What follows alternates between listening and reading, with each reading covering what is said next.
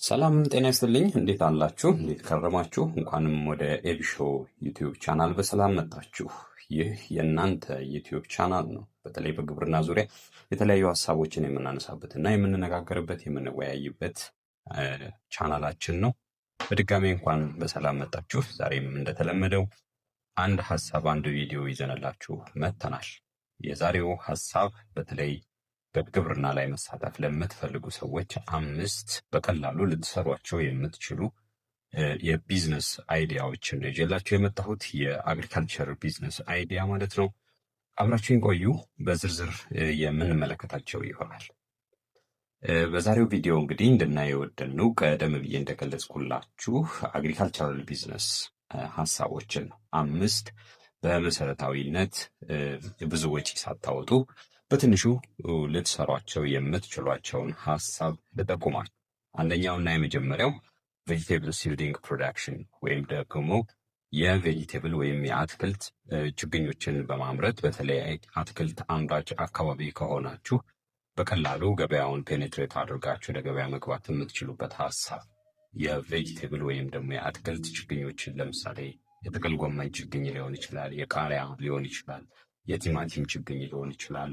የተለያዩ እንደዚህ የቬጂቴብል ችግኞችን እያመረታችሁ ለገበያ ብታመጡ ገበሬው ችግኝ አፍልቶ ከሚተክል ይልቅ ችግኙን ገዝቶ መትከል ስለሚቀለው ምቹ ስለሚሆንለት በቀላሉ ገበያ ልታገኙበት የምትችሉ ሀሳብ ነው። ስለዚህ ብትሰሩ እጅግ በጣም ትርፋማ ትሆኑበታላችሁ። ከብዙ ሰው ጋርም ያስተዋወቃችኋል፣ ገቢ ታገኙበታላችሁ ማለት ነው። ሁለተኛው ቢኪፒንግ ነው ወይም የንብ ማነብ ስራ ነው። ንብ ማነብ እንግዲህ ብዙ ቦታ አይፈጅም።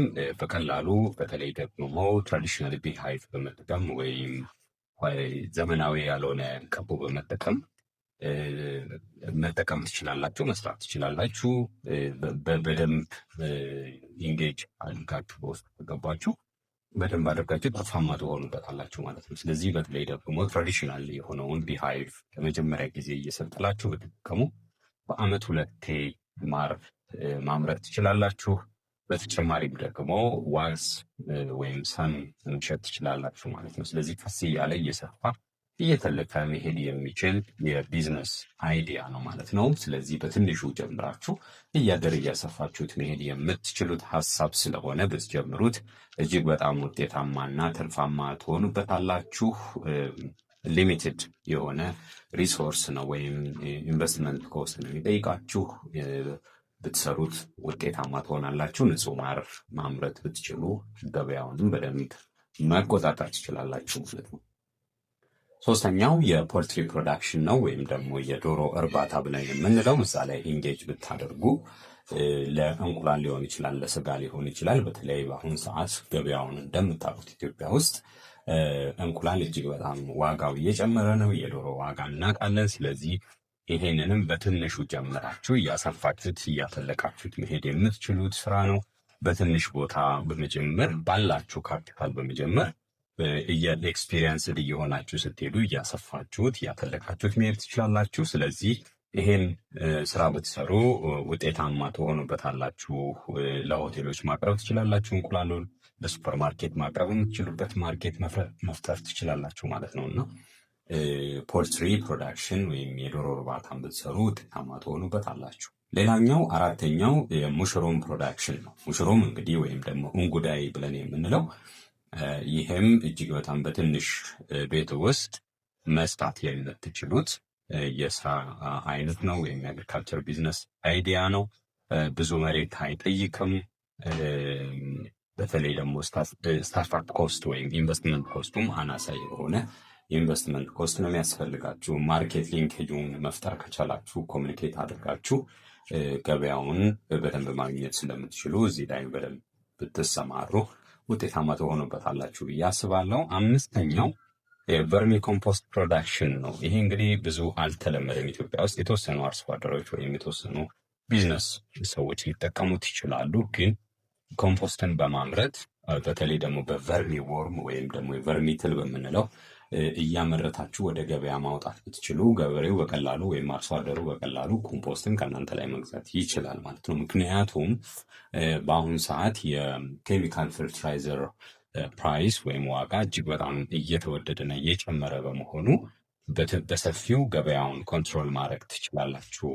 በተለይ አትክልት በሚመረትበት መስኖ ያለበት አካባቢ እንደዚህ አይነት ኮሚኒኬሽን ቢኖራችሁ በቀላሉ ገበያ ውስጥ መግባት ትችላላችሁ ማለት ነው። ስለዚህ በቨርሚ ወርም ኮምፖስትን እያመረታችሁ መሸጥ ብትችሉ ቨርሚ ኮምፖስቱን ብቻ ሳይሆን እየሰፋ ሲሄድ ኢቨን ትሉንም መሸጥ የምትችሉበት ደረጃ ትደርሳላችሁ ማለት ነው። ስለዚህ ትሉ ለመጀመሪያ ጊዜ እናንተ ምናልባት ትሉን መግዛት ያስፈልጋችኋል። ከዛም የምትሰሩበትን ቦታ ማስተካከል ይመረጣል። በሰፊው የምትፈልጉ ከሆነ ሀሳቡን ዩቲዩብ ላይ ማየት ትችላላችሁ። የተለያዩ ዩቲዩቦች ላይ ብትመለከቱ የውጭዎችንም ቢሆን ማለት ነው እንዴት እንደሚሰራ በደንብ በሰፊው ታገኛላችሁ።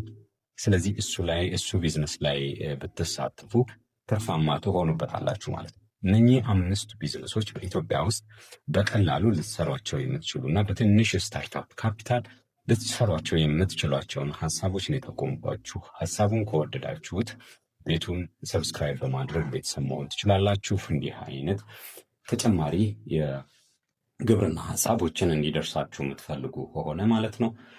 ሌሎች ሀሳቦችም ካሏችሁ ኮሜንት ላይ ጻፉልኝ። እንድሰራላችሁ የምትፈልጓቸው ሀሳቦች ካሉ ለዛሬ ያለኝ ሀሳብ ይሄ ነው። አመሰግናለሁ። ታንኪዩ